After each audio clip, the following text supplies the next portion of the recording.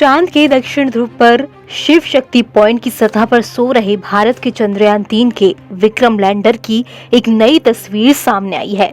चंद्रयान-3 के विक्रम लैंडर की इस तस्वीर को दक्षिण कोरिया के दनूरी ऑर्बिट ने खींचा है।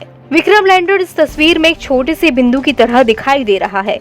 दक्षिण कोरिया के पाथफाइंडर लूनर ऑर्बिट को आधिकारिक तौर से दनूरी के नाम से जाना जाता है। ये पृथ्वी के बाहर दक्षिण कोरिया का पहला स्पेस मिशन है। इस ऑर्बिट को 4 अगस्त 2022 को एलन मस्क के रॉकेट से भेजा गया था।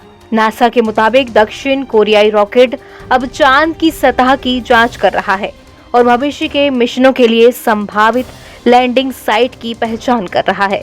इस दक्षिण कोरियाई ऑर्बिटर दनूरी से जो डेटा इकट्ठा किया गया है वो नासा के आर्टेमिस मिशन की योजना बनाने में मदद देगा। नासा इस मिशन के जरिए इंसानों को चांद पर भेजने जा रहा है।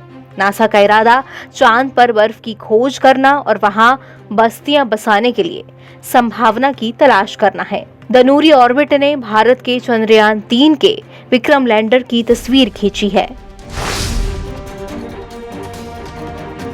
चांद पर रात हो जाने की वजह से अंधेरे में विक्रम लैंडर खामोश पड़ा है। इसरो के वैज्ञानिकों समेत दुनिया को उम्मीद है कि चांद पर दिन शुरू होने के बाद एक बार फिर से चंद्रयान-3 को जगाया जा सकेगा।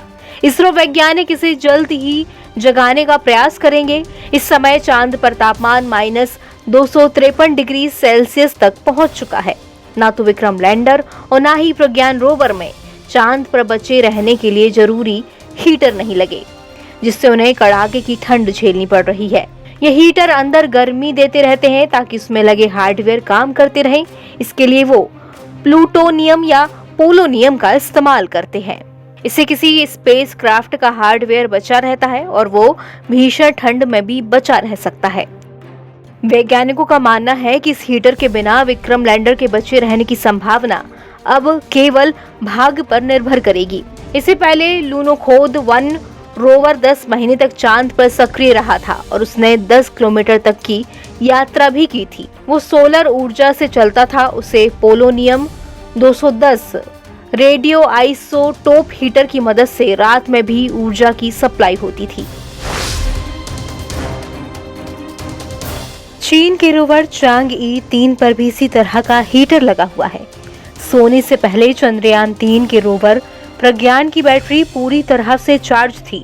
इसरो के वैज्ञानिक अरुण सिन्हा के मुताबिक इस बात की बहुत कम संभावना है कि प्रज्ञान की बैटरी बची रहेगी और अगले 14 दिनों तक वो काम कर सकेगा।